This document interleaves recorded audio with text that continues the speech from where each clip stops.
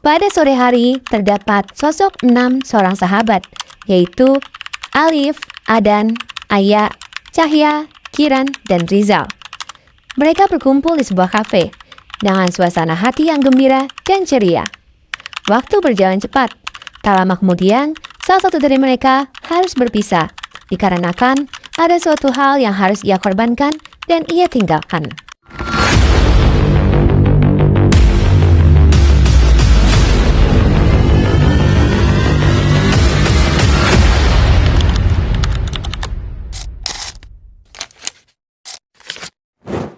Di sudut kelas, seorang 6 sahabat yang asik sedang berkumpul dan mengobrol dengan gembira.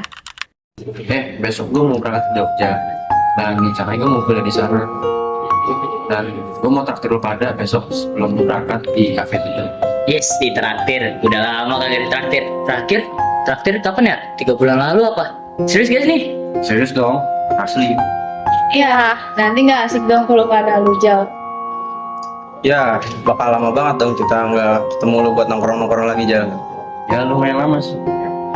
Ya, Jal, nanti malam lo ada waktu luang nggak? Ya, main kenapa?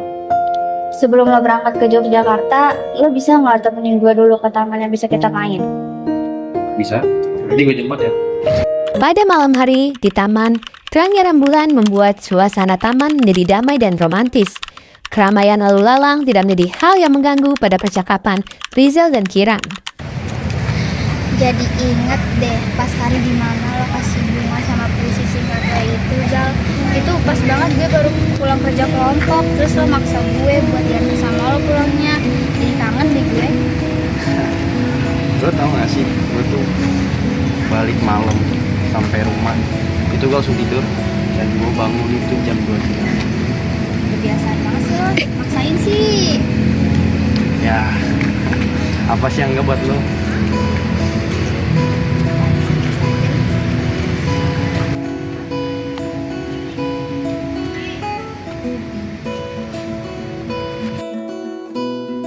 Zal, lo jaga diri ya di sana. Gue khawatir banget sama lo, Zal, sumpah dah. Aman kok, gue bakal jaga diri kok. Gue bakal baik-baik aja.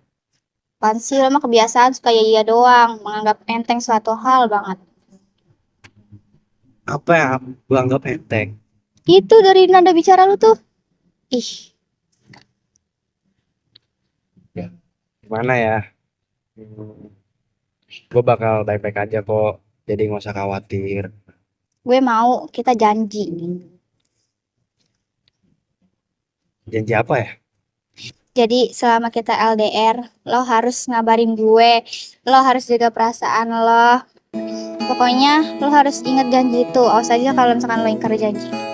Aman, gue bakal tepatin semua janji lo. Gue bakal apalagi jaga diri gue baik-baik. Aman aja kok. Gue bakal jaga perasaan gue apalagi selama kita LDR. Bentar lo ya. Pada sore hari di kafe, 6 sahabat berkumpul kembali dan mengobrol dengan gembira. Ketika melihat Arifin ingin pulang, mereka semua menjabat tangan dan mengucapkan salam perpisahan kepadanya. Kiran dan Rizal bertatapan mata, ada kirasan kesedihan yang terselubung. Dan gimana? Dia kemana tuh? Tahu deh. Enggak, gue tuh nggak tahu kalau ada yang pulang. Ya lo. Iya. Iya, serius. Gue udah tahu sih. Iya. Utang dia banyak. Sejak kapan? Tahu sih. Mak, gue dengar-dengarnya dia punya banyak utang. Gue cabut duluan ya. Hati-hati ya, Zal. Ya. Jangan lupa janji kita berdua. Ma.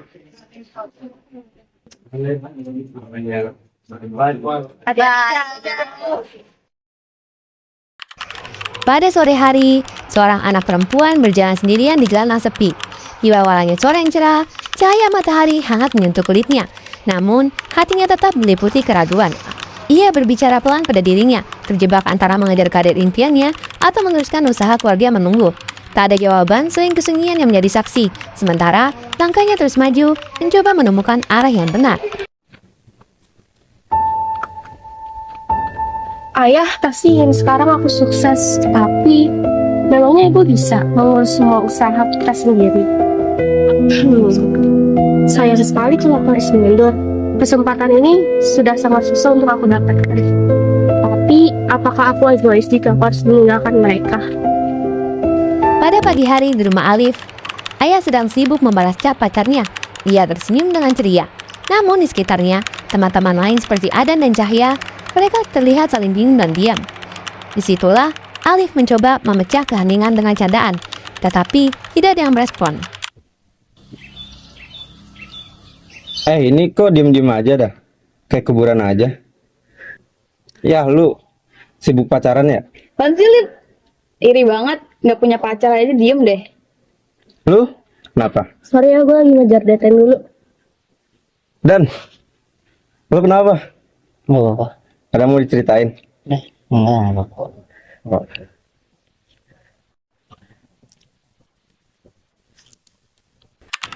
Langit-langit kamar Adan yang hening sekarang dipenuhi rasa gelisah dan kesalnya Adan. Kepergian Bapak beberapa bulan lalu memberikan jejak hutang kepada keluarga kami. Sebagai ojek online, Adan terpukul dengan kenyataan pahit harus melunasi hutang bapaknya.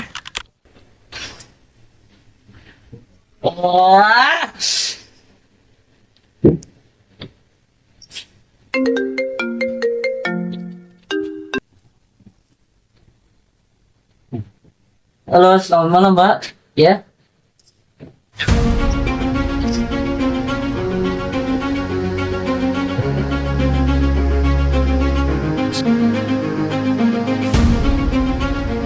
Maaf, Pak, sebelumnya saya nggak berangutang ya, Pak. Ada apa ya, Pak?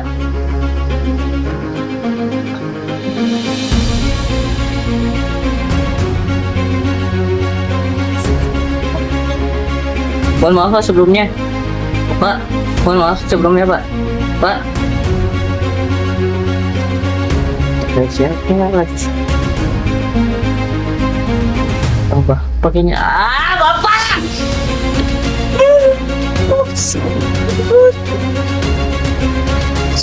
Bener-bener lo, Pak. Lo cabut dari rumah. Bener-bener lo. Cabut dari rumah, ninggalin utang banyak banget.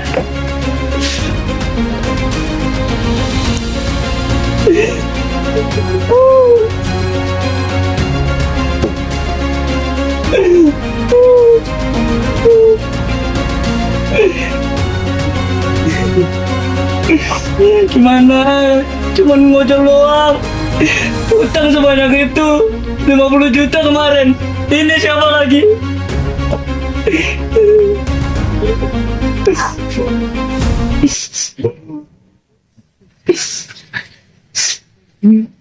Telepon ibu kali ya.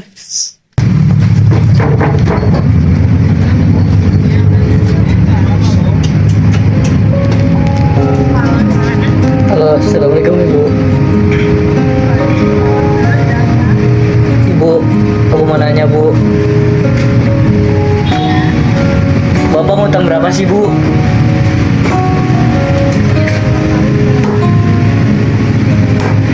Tadi barusan aku di chat sama entah tahu siapa.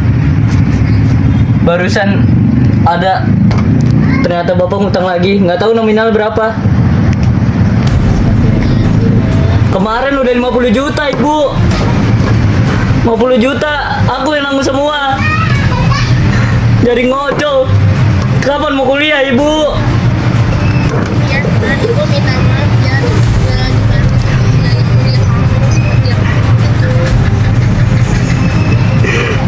Aku bingung ibu.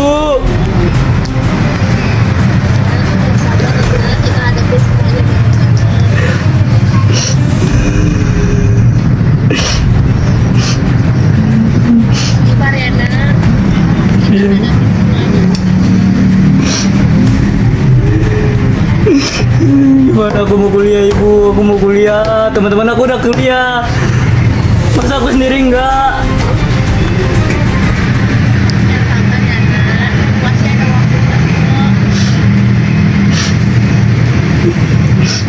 Maaf ya ibu, aku cuma bisa segini. Aku cuma bisa kayak gini. Nggak bisa dibanggain dari ibu, dari aku. Gak apa-apa, ibu bangga kok punya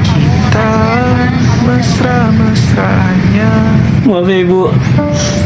Makasih banyak. Makasih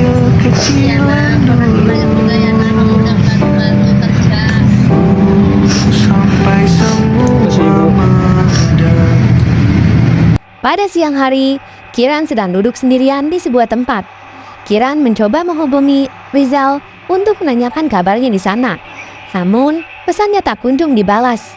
Lalu, ia membuka Instagram dan ia kaget melihat postingan Rizal. Ketika dibuka, terlihat Rizal berfoto dengan seorang perempuan lain. Udah 10 bulan Rizal di Yogyakarta. Tapi gue chat belum dibalas-balas. Aku chat terus kali ya.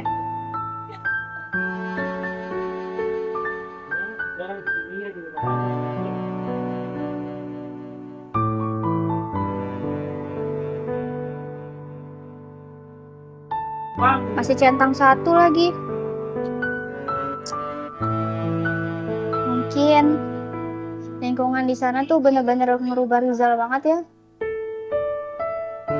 Padahal gue di sini udah nungguin dia, kayak gue selalu ngechat dia. Terus juga sebelum dia pergi, gue kan udah janji sama dia, dan dia nggak iyain janji gue. Tapi nyatanya apa? Dia nggak ngabarin gue.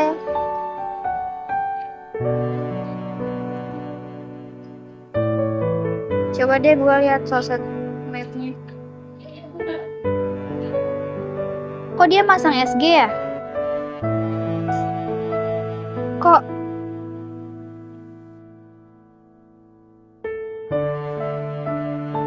dia masang SG? Sedangkan chatnya centang satu. Terus itu cewek siapa? Kalau misalkan cewek itu pacarnya, terus Rizal anggap gue apa? Rizal bener-bener, padahal gue udah nungguin dia udah selama itu. Kok dia bisa ya kayak gitu? Gue bener-bener gak tahu lagi apa yang dipikirin sama Rizal. Udahlah.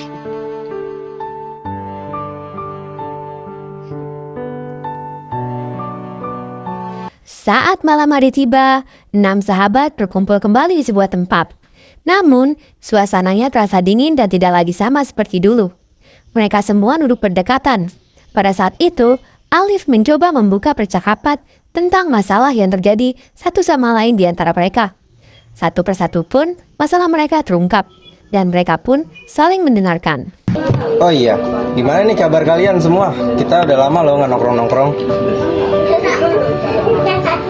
Jujur kabar gue sih baik, cuma sorry banget kalau misalkan kalian susah ngomongin gue karena akhir-akhir ini gue lagi dikejar deadline kerjaan.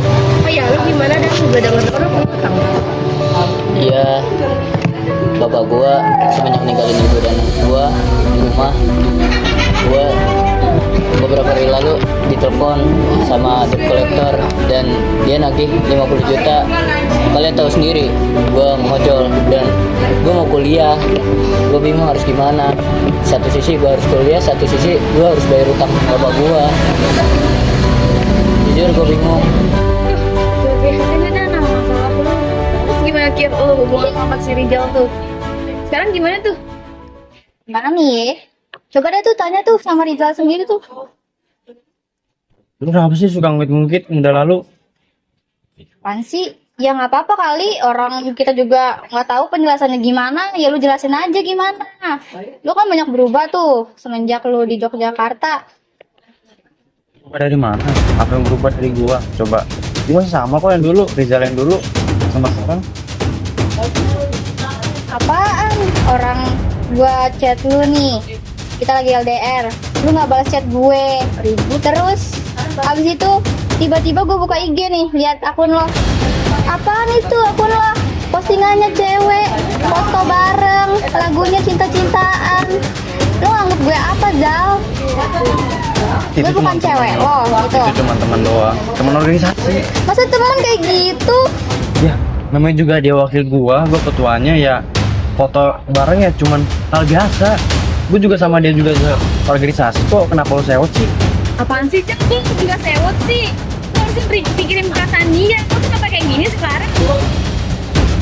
Lo kenapa ikut campur sih? Ini urusan gue sama dia. Suka-suka gue. Dia kan temen gue. Ya kan dia ikut campur karena dia ngerti perasaan gua. Yang gua tanya tuh lu kenapa kayak gitu? Oh iya Jal, menurut gue sih lu parah banget sih Jal. Sumpah lu parah banget. Dia juga kenapa sih ikut campur?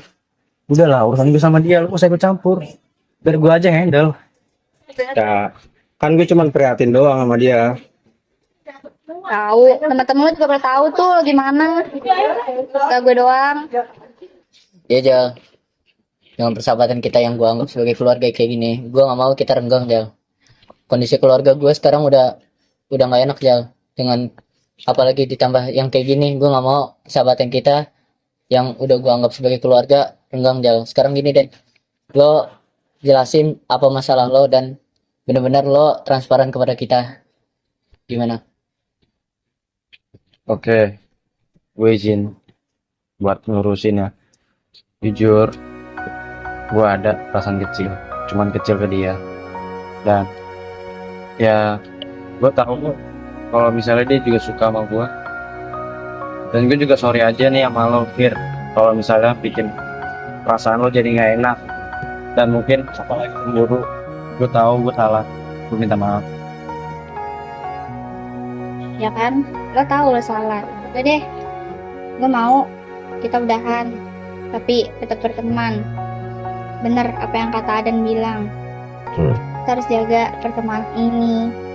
Jadi gue minta kita udahan. Tapi tetap berteman.